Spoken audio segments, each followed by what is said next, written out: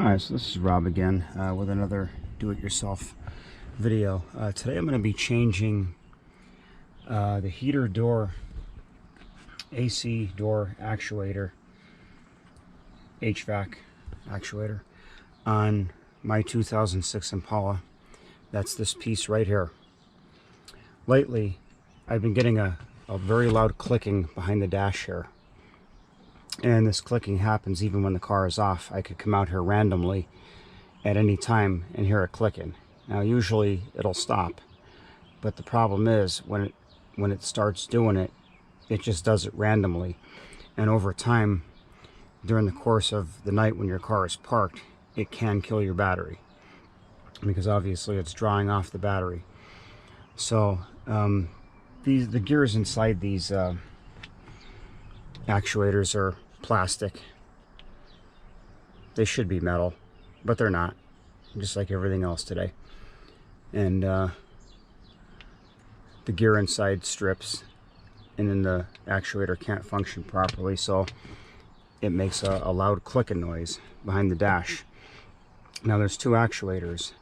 One is to the left of the glove box and one is to the right of the glove box. Now to get at these actuators, you would open up the glove box and you take a look inside here. Maybe I should light this up a little bit. So right back in here, there's a prong that holds the glove box from opening and basically hitting the floor.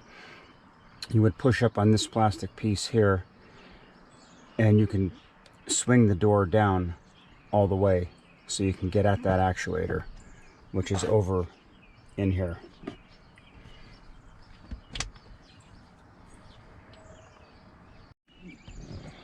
Okay, so I swung the glove box door down, and you'll see the actuator is right in there. Now there's two screws that hold it in. They are 6mm. And then you have your plug. So it's pretty simple to get at, but that's the one that's bad right there. And the other one is right over here, back towards the firewall a little bit more. That's the other one. They seem like they're both, that one's a little bit harder to get at, a little bit tighter in there. So luckily that's not the one that's bad though, it's this one over here. So I'm going to remove those two 6mm screws and that plug and just pull this thing right out, and then line up the other one. That's pretty much it. You know, it's pretty straightforward job to do.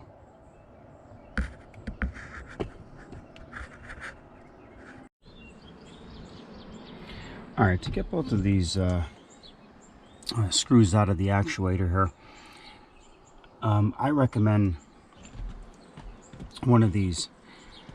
This is a thumb ratchet that I use because it's really hard to get a 1/4-inch drive ratchet in there. And you know, when you're loosening the bolt, it just seems like you only get one click at a time out of the ratchet, and it's a real pain in the butt. This thumb ratchet makes the whole job so much easier because the screws aren't that tight. You know, you could easily get that out with this. So I would definitely recommend one of these if you're going to do this job.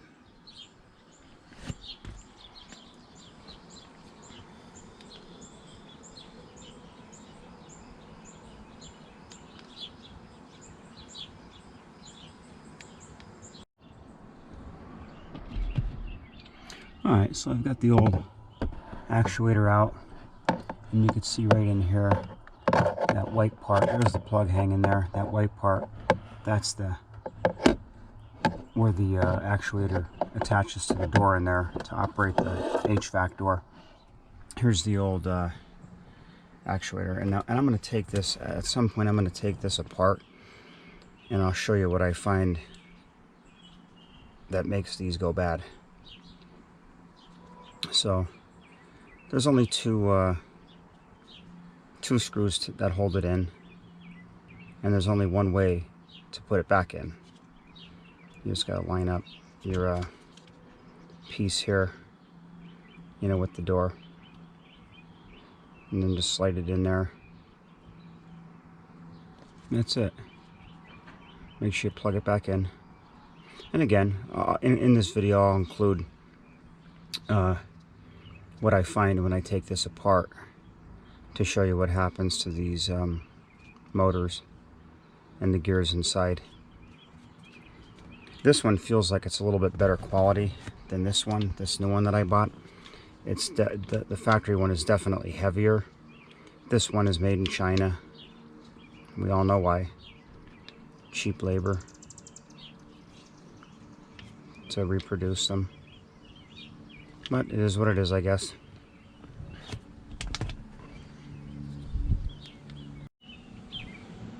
Alright, as I said, there's only one way to put this unit back in.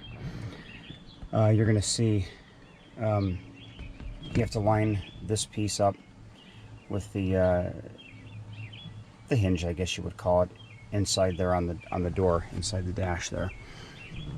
And it sets up this way. You're going to see that when you take the old one out, the plug points up. Now this has a screw in it, this hole here, and this bottom hole here have a screw in it. This hole does not have a screw in it. There's a nub that sticks out. If you're not on that, it's not lined up.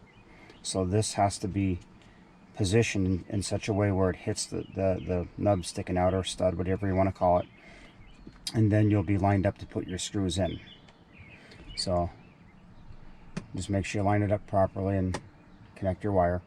And I did find that the old piece that I took out, I said it was heavier and it felt like it was better quality, but it too was made in China. You can see it right there on the label, made in China.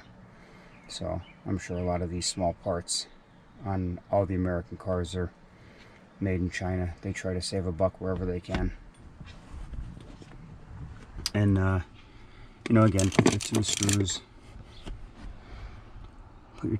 back in, and don't forget to plug your wire in, and then just push your glove box up, and it will snap in place up in here, and then you'll be set. So again, at the end of this video, I'll take this apart and I'll show you what I found that goes bad inside that makes it do that loud clicking noise. So if you encounter that clicking noise on a lot of GM cars, because a lot of GM cars use that same actuator, so if you hear that clicking noise, more than likely that's your problem. If you hear it coming from the middle here, it'll be the left one. If you hear it coming from the right over towards the passenger door, it'll be this one back up in here.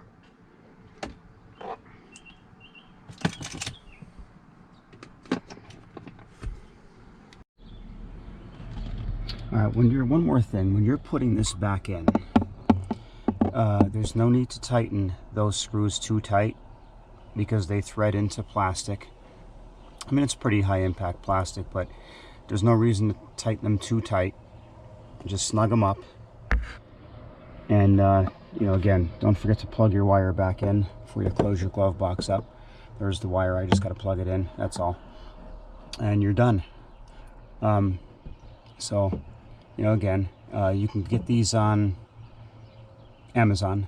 That's where I bought them. I bought a 2-pack on Amazon for $23 and some change.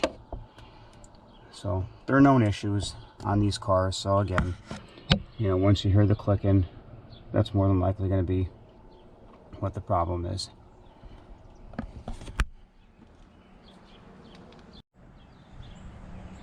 Alright, I took that motor apart, the HVAC actuator, and I just wanted to find out, I was curious what exactly goes wrong with these little motors that make them do that ticking.